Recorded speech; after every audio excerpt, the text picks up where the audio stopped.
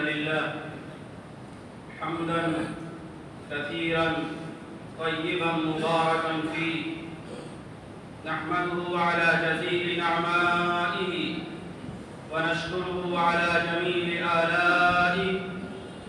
هو الأول والآخر والظاهر والباطن وهو بكل شيء عليم. وأشهد أن لا إله إلا الله وحده لا شريك له، له الملك وله الحمد، يحيي ويميت وهو على كل شيء قدير.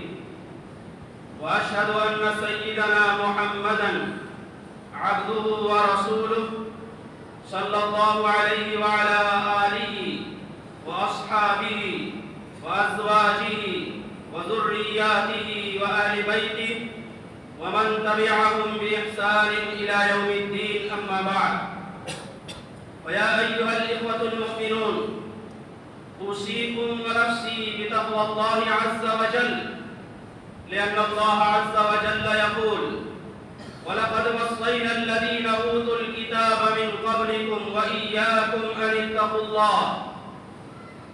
وأوصيكم ونفسي بأداء صيام رمضان بروح من التقوى والتكبير والشكر، لأن الله عز وجل يقول: يريد الله بكم اليسر ولا يريد بكم العسر ولتكملوا العدة ولتكبروا الله على ما هداكم ولعلكم تشكرون. أيها الإخوة المؤمنون، خلق الله عز وجل الإنسان مخلوقا وسطا بين الملائكة والحيوانات، وركبت فيه طبائع هذين الجنسين المتناقضين. فالإنسان مزيج غريب من الخواص الملكية والخواص الحيوانية. الإنسان ليس مجموعة من لحم ودم فقط، والإنسان ليس جثة قائمة وليس هيكلا منتصبا فقط، بل إنه روح سماوية وأمر إلهي في غلاف الطين المادي. وقد فرض الله عز وجل الصيام ليتحرر الإنسان من سلطان طبائعه ويتخلق بالصمدية التي هي خلق من أخلاق الله عز وجل. وكلما قام الإنسان في رمضان أو صام رمضان إيمانا واحتسابا ارتفع إلى أعلى عليين، وكلما ترك هذه العبادات فإنه لحق بأسفل سافلين. قال الله سبحانه وتعالى: لقد خلقنا الإنسان في أحسن تقويم ثم رددناه أسفل سافلين إلا الذين آمنوا وعملوا الصالحات فلهم أجر غير ممنون. أيها الإخوة المؤمنون، شهر رمضان شهر لتقوية الروح ولتقوية البدن. شهر رمضان مهرجان عالمي وموسم عام للعبادات والخيرات. شهر رمضان شهر تعويد النفس على الصبر والمساواة. شهر رمضان شهر لتقوية الإرادة النفسية. إذا كانت المعدة والبطن بيت الداء، فإن الحمية أي الامتناع عن الأكل والشرب أساس العلاج وأس الدواء. فالصائم يجوع ويعطش وبين يديه أنواع وألوان من الأطعمة والأشربة، لا رقيب عليه إلا الله ولا سلطان عليه إلا ضميره. لكن من الذي يمنعه؟ من الذي يحبسه؟ من الذي يقوم بهذه التربية أنه لا يمد يده إلى هذا الطعام؟ لا شك هناك خوف الله، لا شك هو التقوى، لا شك هو الخشية، لأن التقوى والخشية هي تمنع الإنسان من الأكل والشرب والوقاع. وقد قال النبي صلى الله عليه وآله وسلم في حديث رواه ابن ماجه في سننه: لكل شيء زكاة وزكاة الجسد الصوم والصوم هو نصف الصبر. أيها الإخوة المؤمنون، لم يشرع الله سبحانه وتعالى الصوم تعظيما للبشر، ولم يشرع الله سبحانه وتعالى الصوم تشديدا عليه وتعسيرا عليه، بل جعل الله عز وجل الصوم للإنسان راحة لروحه وتصحيحا لجسده. يقول الله عز وجل: يريد الله بكم اليسر ولا يريد بكم العسر. فمن رحمة الله سبحانه وتعالى أنه شرع الفطرة للذي كان مريضا أو على سفر، فإنه يفطر وإنه يقضي صومه في أيام أخرى.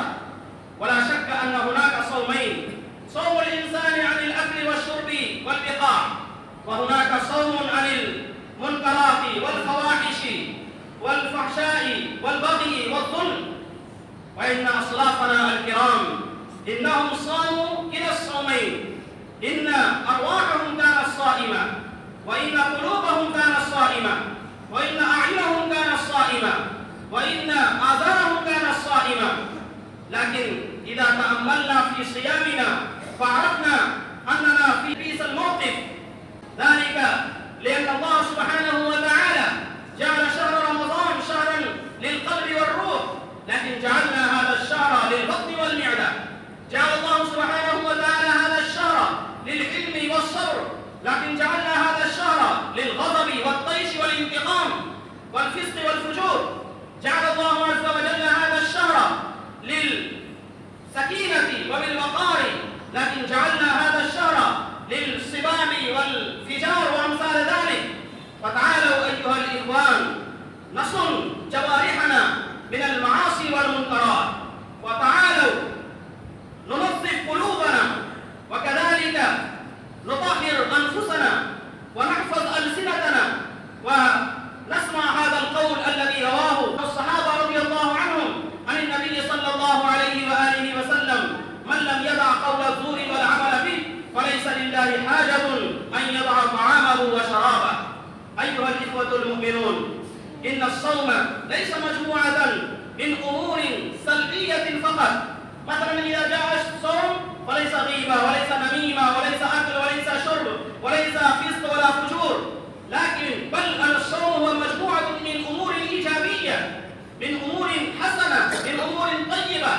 فشهر رمضان هو شهر للتلاوة، وشهر للذكر، وشهر للدعاء، وشهر للصدقة على الفقراء والمساكين، شهر للإنفاق في سبيل الله عز وجل. وقد طلب الله عز وجل منا القرض الحسن، وهو يقول: وأقرضوا الله قرضا حسنا وما تقدموا لأنفسكم من خير تجدوه عند الله هو خيرا وأعظم أجرا واستغفروا الله إن الله غفور رحيم. أقول هذا وأستغفر الله لي ولكم ولسائر المسلمين من كل ذنب فاستغفروه إنه هو الغفور الرحيم.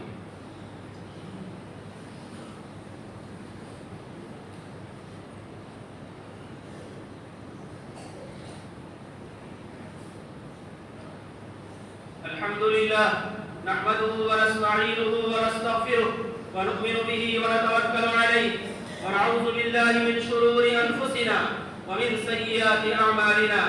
من يهده الله فلا مضل له ومن يضلله فلا هادي له، ونشهد أن لا إله إلا الله وحده لا شريك له، ونشهد أن سيدنا محمدا عبده ورسوله صلى الله عليه وعلى آله وأصحابه وأزواجه وذرياته وآل بيته وبارك وسلم تسليما كثيرا.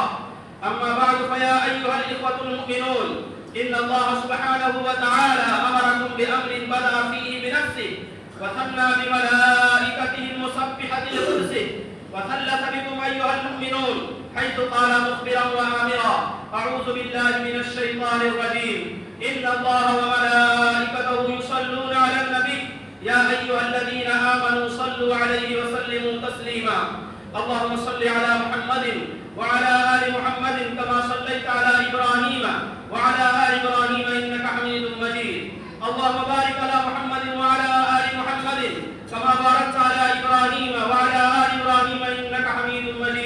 اللهم صل وسلم على سيدنا ونبينا محمد وعلى آله وأصحابه، ولا سيما على سيدنا أبي بكر الصديق صاحب رسول الله في الغار، وعلى سيدنا عمر الفاروق قام أساس الكفار، وعلى سيدنا عثمان ذي النورين صاحب الحياء والوقار، وعلى سيدنا علي المرتضى أسد الله الجبار، وعلى سيدي شباب أهل الجنة الحسن والحسين رضي الله تعالى عنهما، وعلى أمهما سيدة النساء فاطمة الزهراء رضي الله تعالى عنها، وعلى أمي النبي المكرمين بين الناس أبي عمارة حمزة وأبي الفضل العباس، وعلى سائر الصحابة والتابعين ومن تبعهم بإحسان إلى يوم الدين. أولئك حزب الله، ألا إن حزب الله هم المفلحون.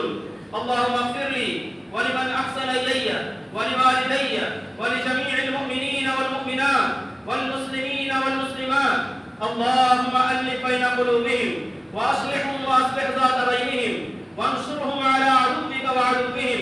اللهم أعز الإسلام والمسلمين، اللهم أذل الشرك والمشركين، اللهم أهلك أعداءك وأعداء الدين، اللهم شتت شملهم، اللهم مزق جمعهم، اللهم كل حدهم، اللهم نكس أعلامهم، اللهم خذهم أخذ عزيز مقتدر. اللهم انصر من نصر دين محمد صلى الله عليه وآله وسلم واجعلنا منهم، واخذل من خذل دين محمد صلى الله عليه وآله وسلم ولا تجعلنا منهم. عباد الله رحمكم الله، إن الله يأمر بالعدل والإحسان وإيتاء ذي القربى وينهى عن الفحشاء والمنكر والبغي يعظكم لعلكم تذكرون. اذكروا الله العلي العظيم يذكركم، وادعوه يستجب لكم، واشكروا نعمه يزدكم، ولذكر الله تعالى